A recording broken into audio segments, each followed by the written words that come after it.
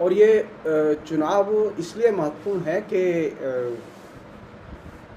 ये साधारण चुनाव नहीं है। इस चुनाव के प्रसंग में पहली चीज तो ये कि ये सुप्रीम कोर्ट के आदेश के बाद चुनाव हो रहा है। नरेंद्र मोदी ने 10 साल तक चुनाव नहीं होने दिए। नरेंद्र मोदी ने 10 साल तक जम्मू कश्मीर की जनता के नागरिक अधिकारों, संवैधानिक अधिकारों और लोकतांत्रिक अधिकारों को कुचल के रखा और वहां चुनाव नहीं होने दिया। नरेंद्र मोदी ने जम्मू कश्मीर से राज्य का दर्जा छीन के उसे यूनियन टेरिटरी में कन्वर्ट कर दिया। वहां की जनता की कोई राय नहीं ली गई। संवैधानिक तमाम किस्म की जो प्रचलित धारणाएं थी उन सबको बुलडोज कर दिया।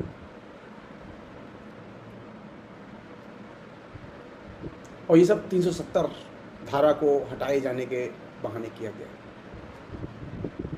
असल बात थी कि जब 370 हटाने का मकसद नहीं था, असल मकसद ये था कि जम्मू कश्मीर की जनता को उनके जनतांत्रिक अधिकार से वंचित किया जाए। तो एक तरफ जम्मू कश्मीर में चुनाव हो रहे हैं और दूसरी तरफ जो सबसे इम्पोर्टेंट चीज़ घट रही है, तो कायदे से समझने की है, वो ये कि जो ही चुनाव शुरू हुए, चुनाव का प्रोसेस शुरू हुआ, वहीं दूसरी तरफ भगवा ब्रिगेड के हत्यारे गिरोह मैदान में उतर आए और उन्होंने लगातार कई हत्याकांड किए।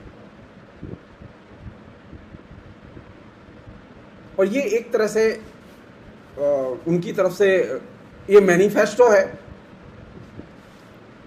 आने वाली डेमोक्रेसी के लिए कि हम अगर जीतते हैं तो हम सिर्फ हत्याएं करेंगे। मैं इसको खाली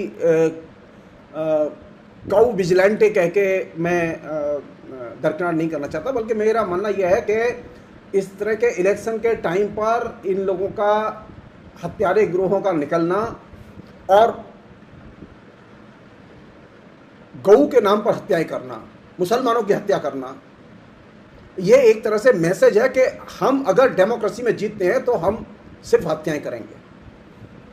ये भी कह सकते हैं कि इलेक्शन के लिए ये डेमोक्रेसी में ये पहले से ही भगवा ब्रिगेड का ये एक तरह से मैनिफेस्टो है।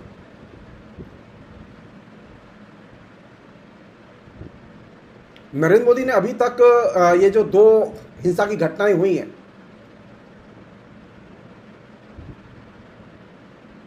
जिनमें 2 लोग बुरी तरह से प्रभावित हुए हैं, मारे गए हैं, नरेंद्र मोदी ने उसकी निंदा नहीं की है। निर्दोष लोगों की, हत्यारे लोगों ने हत्याएं की हैं, लेकिन नरेंद्र मोदी ने उनकी निंदा नहीं किया। अमित शाह ने निंदा नहीं की है, मोहन भागवत ने निंदा नहीं की है। इससे ये पता चलता है कि सारे पार्टियां निंदा कर रही हैं उसकी, लेकिन नरेंद्र मोदी निंदा नहीं कर रहे, अमित शाह निंदा नहीं कर रहे। सवाल तो पूछा ही जाना चाहिए कि अगर दिल्ली से थोड़ी सी दूर हरियाणा में अगर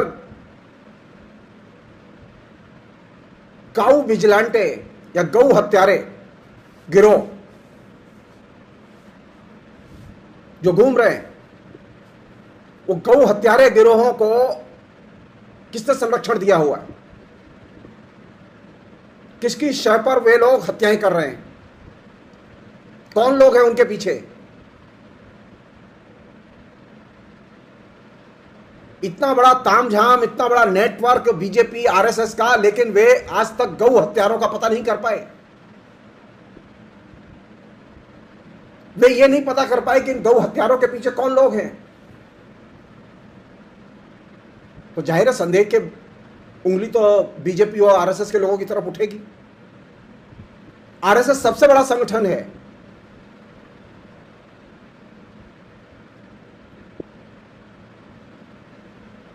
गौ हत्या रोकने के नाम पर जो हत्यारे गिरोह घूम रहे हैं, आरएसएस ने उनसे अपने को अभी तक अलग नहीं किया है, उनकी निंदा नहीं की है। नरेंद्र मोदी ने उनकी निंदा नहीं की है।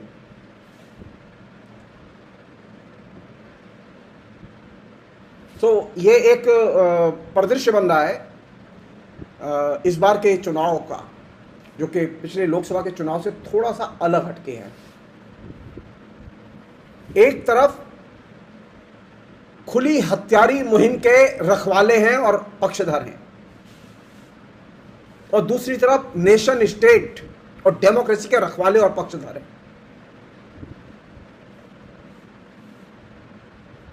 नरेंद्र मोदी इस लड़ाई में पहली लड़ाई हार चुके हैं। वो चाहते थे कि जम्मू कश्मीर में कभी चुनाव न हो, लेकिन वो लड़ाई हार चुके हैं और उन्हें मजबूर होकर सुप्रीम कोर्ट के आदेश के बाद चुनाव कराने पड़े। नरेंद्र मोदी दूसरी लड़ाई इसी दौरान हार चुके हैं, जो सुप्रीम कोर्ट ने कहा है। ये जो बुलडोजर एक्शन है, जो कि ज्यादातर एक्शन अल्पसंख्यकों के खिलाफ हुए, बुलडोजर एक्शन को इजाद ही इसीलिए किया गया था कि अल्पसंख्यकों के ऊपर हमले किए जाएं। उसके लिए तरह तरह के बहाने बनाए गए।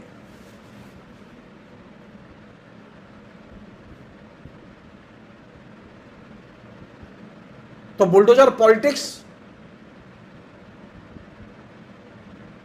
बुलडोजर एक्शन, बुलडोजर पॉलिसी, इन तीनों को ही सुप्रीम कोर्ट ने एक सिरे से खारिज करके गैर कानूनी घोषित किया है। और यह नरेंद्र मोदी की दूसरी बड़ी पराजय है। आप याद कीजिए, जब पिछले पार्लियामेंट के इलेक्शन के दौरान नरेंद्र मोदी कौन सी बड़ी पराजय हुई थी? नरेंद्र मोदी की सबसे बड़ी पराजय हुई थी इलेक्टोरल बॉन्ड का असंवैधानिक घोषित होना। पराजय की पगड़ी बांध के इलेक्शन में नरेंद्र मोदी शामिल हुए थे, और इस बार नरेंद्र मोदी के सिर पर दो दो पगड़ियां बांध दी गई हैं। जम्मू कश्मीर में चुनाव हो रहे हैं, यह नरेंद्र मोदी की पराजय है। और बुलडोजर एक्शन और बुलडोजर पॉलिसी को सुप्रीम कोर्ट ने गैर कानूनी करार दिया है, यह उनकी दूसरी पराजय है। तो इस बार के जो चुनाव हैं, इन चुनावों में जो सबसे इंपॉर्टेंट चीज है वो ये कि एक तरफ वे ताकतें हैं जो कि भारत को एक राष्ट्र, राज्य और लोकतांत्रिक देश के तौर पर बचाना चाहती हैं, और दूसरी तरफ वे ताकतें हैं जो कि भारत को हिंदू राष्ट्र बनाना चाहती हैं और अल्पसंख्यकों के अधिकारों पर और जनता के नागरिक अधिकारों का हनन करना चाहती हैं। और यह पार्लियामेंट के इलेक्शन के बाद का दूसरा चरण है, और यह बहुत महत्वपूर्ण चरण है।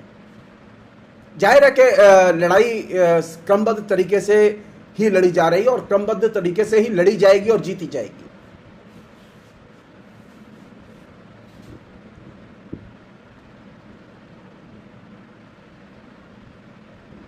और इस इलेक्शन का एक और फिनोमिना जो बहुत महत्वपूर्ण फिनोमिना है, वह है जो महाराष्ट्र में घट रहा है। महाराष्ट्र में नरेंद्र मोदी एंड कंपनी का जो पूरा का पूरा दांव लगा हुआ, वो किस पर लगा हुआ है? दल बदलुओं पर। सो नरेंद्र मोदी ने जो दल बदलुओं की राजनीति शुरू की और उसके जरिए उसने स्थापित पार्टियों को नष्ट करने की कोशिश की, उसके जरिए उन्होंने महाराष्ट्र में जो वैधानिक तरीके से चुनी गई सरकार थी उसे गिराने की कोशिश की, उसे गिराया और वहां अपनी दल बदलुओं की सरकार बनाई। तो एक बड़ा कैनवास बन रहा है कि एक तरफ नेशन स्टेट डेमोक्रेसी और दूसरी तरफ दल बदलू राजनीति।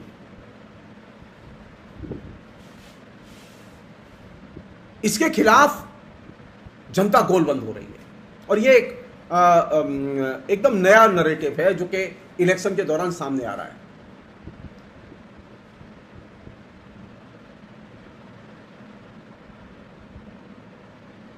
नरेंद्र मोदी पहले तय कर लें उन्हें डेमोक्रेसी चाहिए कि नहीं चाहिए। चुनाव तो हो रहे हैं जम्मू कश्मीर में, नरेंद्र मोदी खुलकर बोले कि उन्हें लोकतंत्र चाहिए कि नहीं चाहिए, और लोकतंत्र में उन्हें संघराज्य चाहिए कि नहीं चाहिए। नरेंद्र मोदी तय कर लें कि उन्हें 1947 में जो एक संप्रभु राष्ट्र के तौर पर भारत पैदा हुआ था और निर्मित हुआ था 1947 के बाद, वो उस राष्ट्र को बचाना चाहते हैं या उसे नष्ट करना चाहते हैं? नरेंद्र मोदी जब शासन में आए थे 10 साल पहले, तो उनको जम्मू कश्मीर को एक राज्य की तरह उनके हाथ में सत्ता सौंपी गई थी उसकी। और 10 साल में नरेंद्र मोदी ने जम्मू कश्मीर को इतना समर्थ किया कि उसे राज्य से यूनियन टेरिटरी बना दिया, उसे विभाजित कर दिया।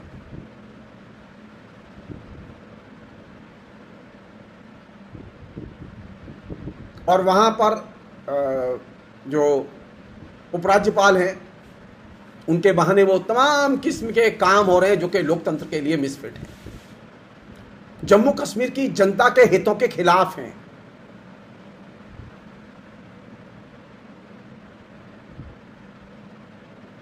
सो नरेंद्र मोदी का टेस्ट, उनकी डेमोक्रेसी का दूसरा बड़ा टेस्ट, या हम ये कहें नरेंद्र मोदी के लिए लोकतंत्र का जिसे कि सबसे बड़ा युद्ध, वो है जम्मू कश्मीर। जैसे नरेंद्र मोदी के श्री राम मंदिर के पूरे प्रोपेगेंडा को और पूरी की पूरी मुहिम को अयोध्या की जनता ने धो दिया और नरेंद्र मोदी को एकदम धूल चटा के छोड़ी। बीजेपी के कैंडिडेट को हारना पड़ा अयोध्या से। ठीक वैसे ही जम्मू कश्मीर में नरेंद्र मोदी मार का जो डेमोक्रेसी है, जो बुलडोजर डेमोक्रेसी है, जिसमें जनता की नहीं, बुलडोजर, माफिया, कारपोरेट हाउस, इनकी ताकत चलती है, उस डेमोक्रेसी की पराजय होने जा रही है। ये जो नया जो नैरेटिव है, वो नेशन स्टेट एंड डेमोक्रेसी के पक्ष में राष्ट्र को गोलबंद करने का नैरेटिव है।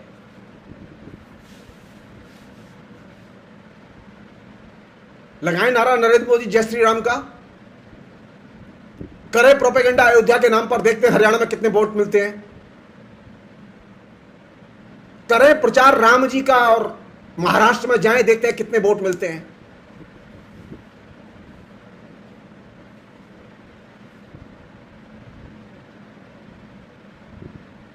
राम जी मदद करने नहीं आएंगे, अब हनुमान जी भी मदद करने नहीं आएंगे। कोई भगवान मदद करने नहीं आया, क्योंकि भगवान भी चाहता है कि भारत एक नेशन स्टेट के तौर पर रहे, भारत में डेमोक्रेसी रहे। भगवान नहीं चाहता कि यहां राजाओं के, कारपोरेट हाउसेस के नेतृत्व में सरकारें चलें। भगवान भी नहीं चाहता।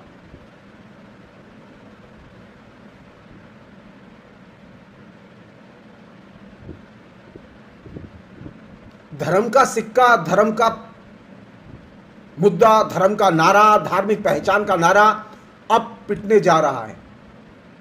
लोकसभा के चुनाव में उसकी पिटाई हुई है एक अच्छी, लेकिन इस बार उसकी अच्छी, उससे भी ज्यादा कस के धुलाई होगी। तो इस बार की ये जो हरियाणा, महाराष्ट्र, जम्मू कश्मीर, यहां ये जो इलेक्शन है, इस इलेक्शन में जो बुनियादी लड़ाई है वो है डेमोक्रेसी बनाम आरएसएस, बीजेपी के धार्मिक फंडामेंटलिज्म के खिलाफ लड़ाई है। जो लोग नेशन स्टेट को बचाना चाहते हैं, जो लोग डेमोक्रेसी को बचाना चाहते हैं, वे लोग धार्मिक फंडामेंटलिज्म के खिलाफ हैं और धर्म के नाम पर और गौ के नाम पर चलाई जा रही हत्यारी मुहिम के खिलाफ है। डेवलपमेंट तो गया काम से, नरेंद्र मोदी डेवलपमेंट की बात नहीं कर रहे। अब नरेंद्र मोदी अब सीधे सीधे हत्यारे गिरोहों के जरिए जनता में विभाजन पैदा करना चाहते हैं।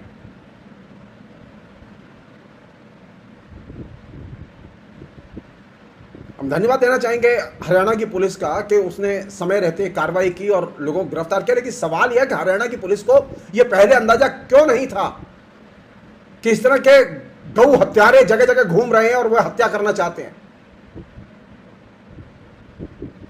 यह तो हरियाणा की पुलिस की सबसे बड़ी कमजोरी है। हरियाणा की पुलिस को यह मालूम होता है कि दाऊद के लोग कहां से एक्शन लेंगे, लेकिन हरियाणा की पुलिस को यह मालूम नहीं होता है गौ हत्यारे कब और कहां से एक्शन लेंगे। सीबीआई को यह मालूम होता है और दूसरी एजेंसियों को मालूम होता है कि कहां से टेररिस्ट हमले कर सकते हैं, लेकिन केंद्र सरकार की किसी भी एजेंसी को यह मालूम नहीं होता कि गौ हत्यारे कहां से हमले कर सकते हैं। केंद्र सरकार की किसी भी एजेंसी को यह मालूम नहीं होता कि बुलडोजर एक्शन कहां क्यों पहले जाता है, क्यों नहीं रोकते ये लोग। इसका मतलब यह है कि इनके दिमाग में कहीं ना कहीं इस तरह के जो एक्शन होते हैं उनके प्रति हमदर्दी का और समर्थन का भाव है। अन्यथा अब तक तो नरेंद्र मोदी का और अमित शाह का कंडेम करते हुए बयान आना चाहिए था। जिस तरह से निर्दोष नौजवान लड़के की हत्या हुई है आर्यन की,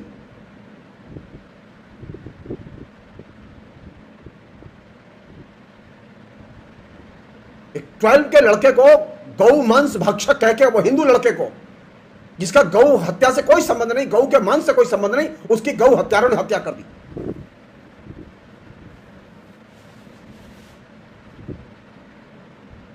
अभी तक मुख्यमंत्री के कदम, मुख्यमंत्री का बयान, माफीनामा अभी तक सामने नहीं आया है।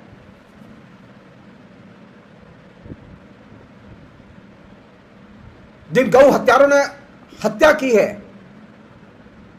अब तो पुलिस की गिरफ्त में है। मुख्यमंत्री को बयान देने में मुख्यमंत्री को एक मोटी सहायता राशि और उस इलाके के पुलिस ऑफिसर्स को तत्काल अभी तक सस्पेंड क्यों नहीं किया गया जहां यह हत्या की घटना हुई। इसका मतलब यह है कि गौ हत्यारे कहीं पर भी जाएंगे, किसी की भी हत्या कर देंगे, किसी पर भी हमला बोलेंगे और सरकार चुपचाप बैठी देखती रहेगी।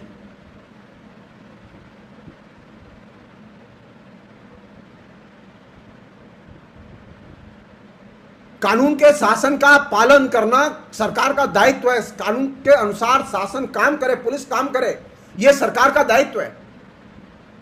लेकिन नरेंद्र मोदी और अमित शाह की सरकार तो इस मामले में एकदम 3 कदम आगे है। वो कानून के शासन का तो पालन करते ही, नियम का पालन करते ही नहीं है, वे हत्यारों की सीधे सीधे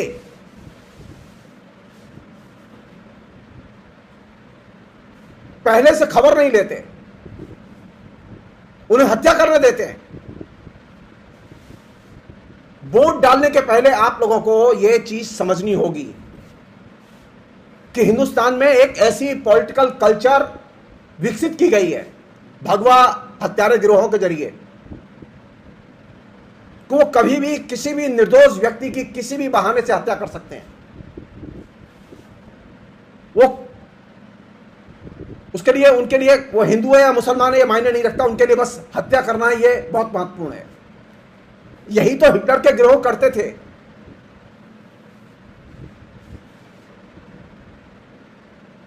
हिटलर की टुकड़ियों ने इसी तरह से हत्याएं की थी जर्मनी में।